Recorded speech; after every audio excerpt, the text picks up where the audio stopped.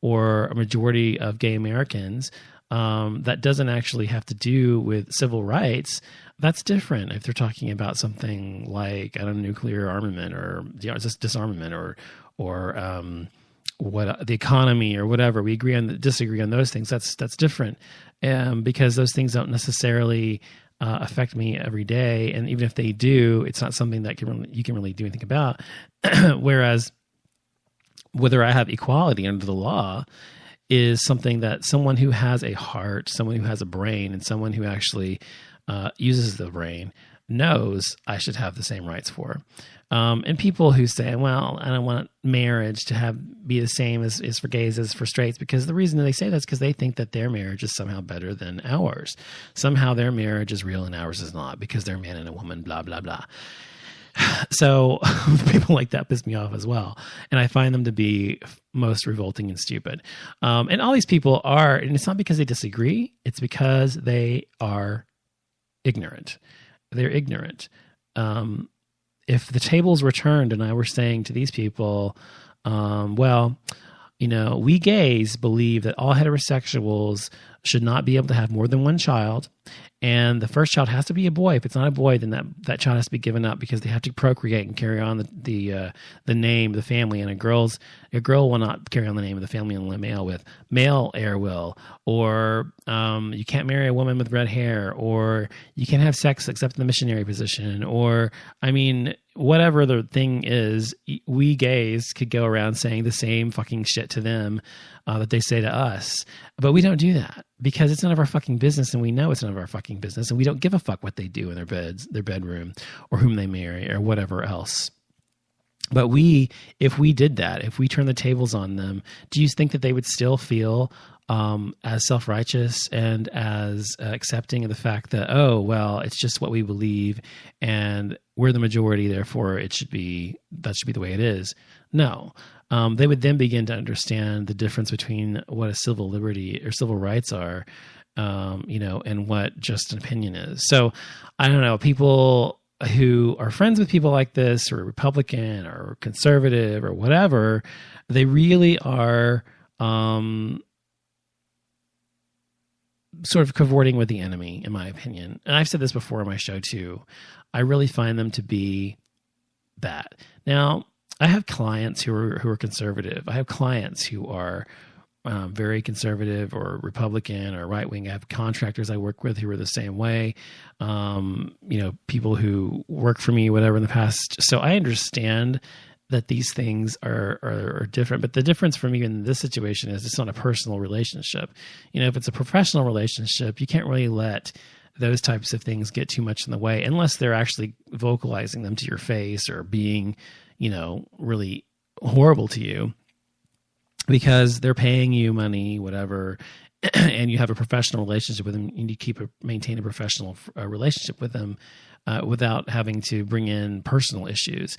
Whereas in a personal relationship, it's a different story. So that's why, to me, it's different when you have a professional versus personal relationship, whether you're friends or working with someone who's a different ideology, political ideology than you may be.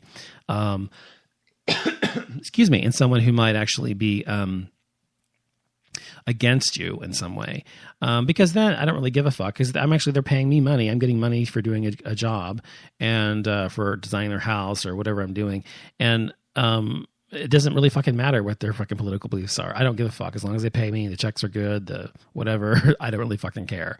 And they probably don't care either. As long as I do a good job, they don't care either. I've worked for people who are Christian, who are highly evangelical Christians, who I know had an issue with me being gay, but they don't care. Probably because they know most gay people are the best architects and designers anyway, right? I think that's true. So anyway, that's what I think about that. By the way, there's this app that I saw on my phone called the Perfect 365 app, and it actually shows you can use it to see what you might look like in drag. I did it with two different pictures. One picture was just a casual picture, and one was like a professional picture of mine. Both of them were quite scary. I don't think I will ever be doing drag, and my face actually is far more, I always thought my face was a little softer or more delicate than it is. It's actually quite masculine when you see it. When you see my face in like in a wig, and and makeup and eyeliner and lipstick and shit like that, he doesn't look right. I look very male. So I never realized how male my face looks. I'm glad. I'm happy that my face is more masculine than feminine. So that's good. But there's some guys who look really great in drag. I'm not one of them.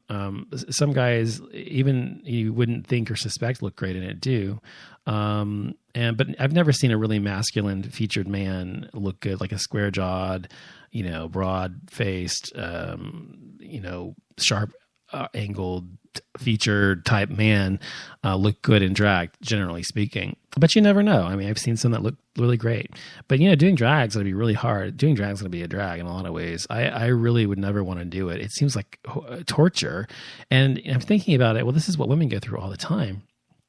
Women have to actually wear shit like this. They don't have to, but I mean, society kind of dictates they wear high heels and look a certain way, the male ideal of femininity or whatever, in America. So, it's sad that they have to go through that every fucking day, but I would never. The only time I've ever done drag was when I was 19 years old, and we're going to the Halloween block party here in Dallas. And my best friend at the time and I, Ryan, and I were going there, and I can't remember who he was doing. I think he was being Madonna, of course, because he was obsessed with her. But I was doing Joan Crawford from the Moby Dearest movie, from the scene where she does the wire hangers, no wire hangers, that scene, So I was doing that, and I had this long, like silk, or I don't know if it was silk, it was probably satin or something, nightgown, zip up nightgown thing on, and I had my hair up, and I had the wig and my hair up, and I had this cold cream on my face, and I had a wire hanger, and so I did that time. Of course, it looked horrible because I was supposed to look like her in that scene, but I that's the only time I've ever done drag or been in women's anything, and it was weird. I'm definitely not a transvestite or a transsexual or transgendered. I know that for sure. I'm very, very happy to be a boy. I'm very happy to be a gay boy as well. So not for me, but if you're into that thing, that's more power to you and good for you, but no, just not for me. I'm glad to have my penis. Speaking of penises, by the way, there was, I don't know if you've seen this article about this guy with a 10-inch penis who wants to get a penile enlargement. Now, they actually showed pictures of this guy's penis. He's British or whatever, and he wants to have an even bigger penis. His name is Billy Tom O'Connor, and they show pictures of his penis on I think it was on Queer Tea or something. And it's really a very nice penis. It's very nice. It's one I would like to be confronted with, that's for sure. It's very much up my alley. Perfect size, actually, 10 inches thick and everything else. And it's flaccid in the pictures, of course. But they say when it's actually not flaccid, it's actually like a beer can and really huge and really engorged. And he said that most women are afraid of it. And I think I read somewhere that most women's vaginas are only 4 or 5 inches deep at the max. So I don't know where the rest of that would go if it's going into a woman. He's heterosexual. So now with a man, it wouldn't be an issue.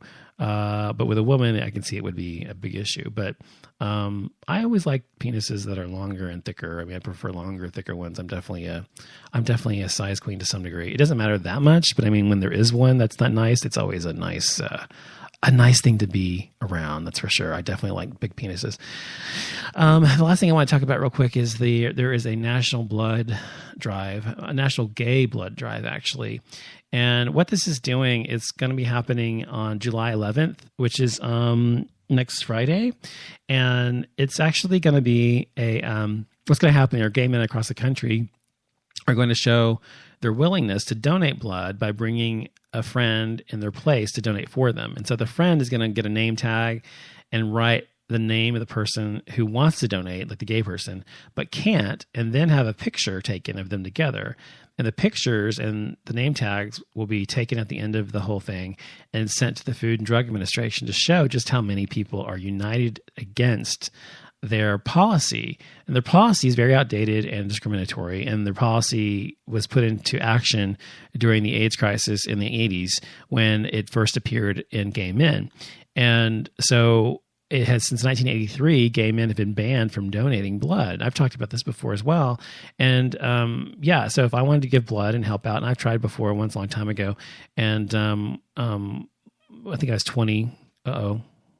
Something happened. I think I was 20 years old. Something happened. Hold on a second. Hello. There we go. I think I was 20 years old, and I was getting blood, and they asked me a question about whether I'd had sex with men, anal sex with men or whatever in the past 2 years or 5 years or something like that. I said yes. And they said, "Oh, sorry, we can't use you."